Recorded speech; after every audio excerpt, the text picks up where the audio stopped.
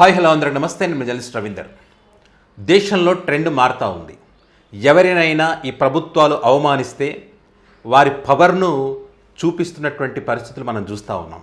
For example ఇప్పుడు cockroach party, ఆ బొద్దింకల పార్టీ ఏం చేస్తుంది మమ్మల్ని అని చెప్పి మాకు తిరుగులేదని భావించినటువంటి బీజేపీ, ఎన్డీఏ గవర్నమెంట్ మెడలు వంచినటువంటి సంఘటనలు మనం భారతదేశంలో చూస్తూ ఉన్నాం.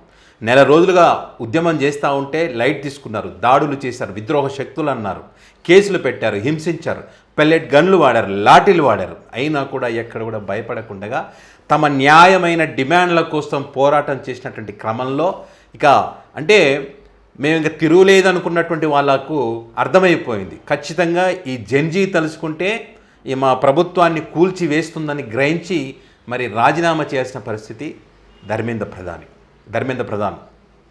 ఈ క్రమంలో మరి దాన్ని స్ఫూర్తిగా తీసుకొని తెలంగాణ రాష్ట్రంలో కూడా తెలంగాణ రాష్ట్ర ముఖ్యమంత్రి రేవంత్ రెడ్డి గారు మాట్లాడుతున్నటువంటి విషయాలు చాలా అవమానకరంగా ఉన్నాయి. నిరుద్యోగుల విషయంలో కానీ వారి డిమాండ్లను పరిష్కారం చేయకుండా అహంకారంతో మాట్లాడుతూ ఉంటుంటే మరి అహంకారం మెడలు వంచే క్రమంలో మరి యువత ఇక్కడ కూడా ఒక కొత్త పేరుతో ఒక పార్టీ పురుడు పోసుకుంటుందనేటువంటి చర్చ సోషల్ మీడియాలో విస్తృతంగా జరుగుతూ ఉన్నది.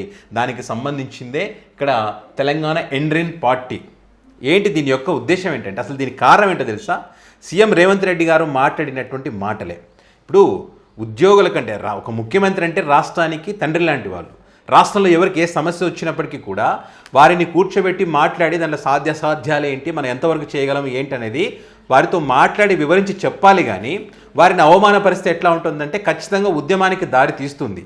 సో ఇప్పుడు ఇది అదే రకంగా ఉంది. సో ఇప్పుడు ఏదైతే పోలీసుల ఉద్యోగాల భర్తీకి సంబంధించి కానీ పోస్టుల పెంపుకు సంబంధించినటువంటి డిమాండ్లు ఏదైతే చేస్తూ ఉన్నారో, పోరాటం చేస్తూ ఉన్నారో, వాటికి సంబంధించి చర్చలు జరిపేటువంటి క్రమంలో మరి బాధ్యతగా మాట్లాడాల్సినటువంటి సీఎం రేవంత్ రెడ్డి గారు మీరు ఒర్లినా, పొర్లు దండాలు పెట్టినా, ఎండ్రిని తాగి బావిలో దూకినా ఈ పెంచడం పోలీసు ఉద్యోగాలు పెంచడం అనేటువంటి సాధ్యం కాదు అని ఎవరైనా చెప్తారా? ఎక్కడైనా చూసారా? ఎప్పుడన్నా విన్నారా?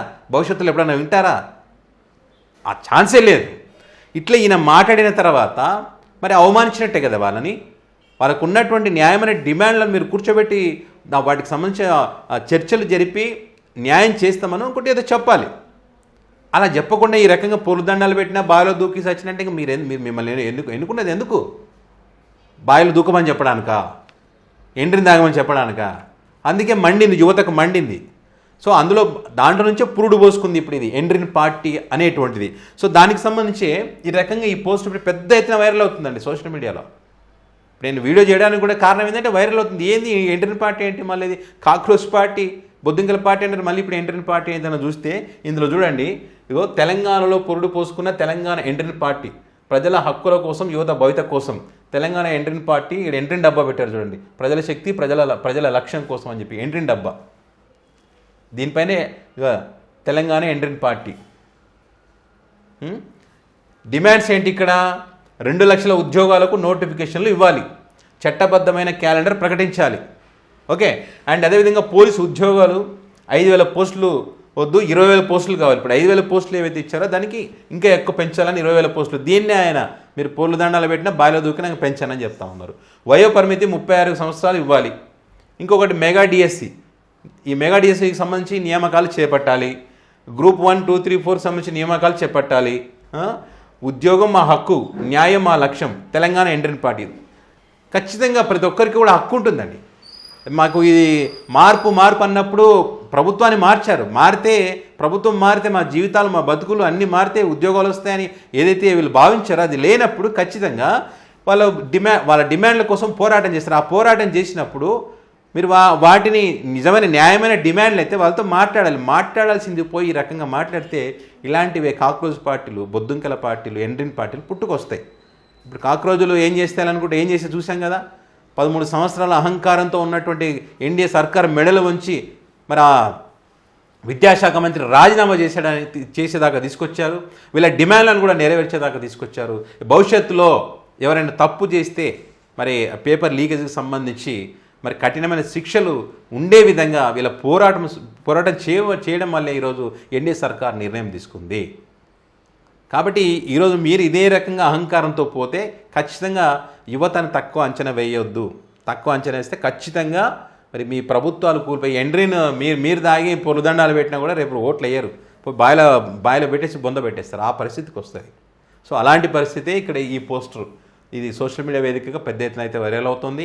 సో ఇప్పటికైనా యువత చెప్పేది అంటే వారికి ఉన్నటువంటి డిమాండ్లు ఎన్నికల సందర్భంగా మీరు ఏం చెప్పారో, బీఆర్ఎస్ పార్టీ అధికారంలో ఉన్నప్పుడు మేము అధికారంలో కోసం ఏం చేస్తామని చెప్పారో ప్రతిదీ కూడా న్యాయమైనటువంటి డిమాండ్లను న్యాయం చేస్తే తప్ప మేము మళ్ళీ ఇది ఉద్యమం అనేది ఉండదు.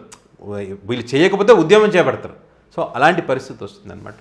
సో ఎనీవే మరి దీనికి సంబంధించి తెలంగాణ ఇండియన్ పార్టీ అనేది పెట్టారు. దీనికి సంబంధించి మీరేమనుకుంటారు? ఎందుకంటే కాక్రోజులు బొద్దింకల పార్టీ అంటే విద్రోహ శక్తులు, విదేశ శక్తులు వాళ్ళు నడిపించిరి, వీళ్ళు నడిపించిరి, అలా అందరు చేస్తున్నారని చెప్పి అంటే చివరికి వచ్చేసరికి ఏమైందంటే వీళ్ళే మేము అలా అని లేదు, ఇలా అని లేదు, అదని చెప్పి ఇదని చెప్పి ఇప్పుడు వాళ్ళు తప్పు ఒప్పుకున్నారు.